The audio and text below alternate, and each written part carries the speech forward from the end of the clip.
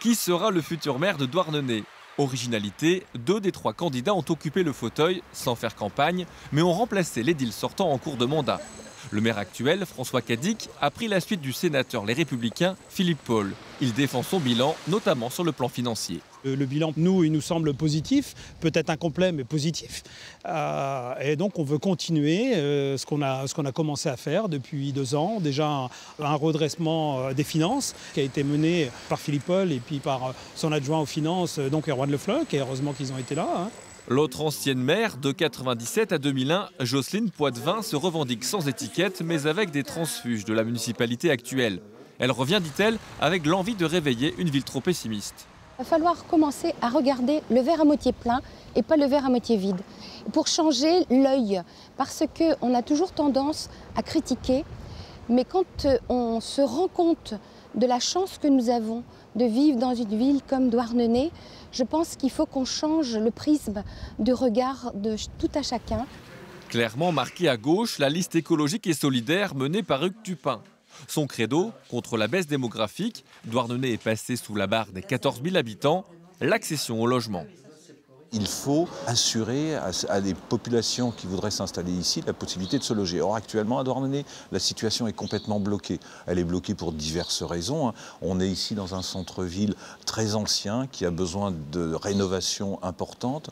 On a aussi un nombre de résidences secondaires très important. Et on a de plus en plus aussi de locations saisonnières qui viennent empêcher la disponibilité à la location annuelle de logements importants.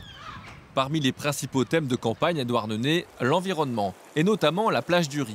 Elle est fermée depuis mars 2019 par décision du préfet pour cause de pollution bactériologique récurrente. En cause, l'assainissement en ville et en amont, les élevages agricoles. Nous avons pris des mesures, dit le maire sortant. C'est des mises en conformité de réseaux, des réservoirs tampons qui ont été mis à la plage du Ry pour éviter des débordements et donc des phénomènes de pollution ponctuels. On ne doit pas aujourd'hui mettre l'anathème ni sur l'un ni sur l'autre, mais travailler, faire un constat, travailler tous ensemble et résoudre petit à petit ce problème. Pour Jocelyne Poitvin, environnement ne doit pas signifier répression.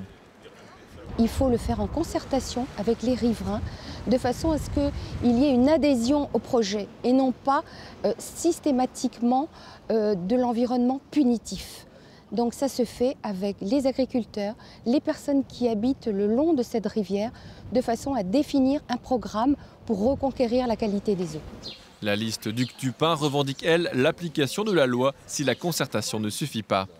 Quand on n'arrive pas à avancer sur ces thématiques-là, il faut aussi appliquer les règlements qui existent et sur lesquels on doit vraiment imposer les choses, quoi. Donc le retour à la normale des problématiques de bactériologie sur les plages, c'est un problème de volonté politique aussi.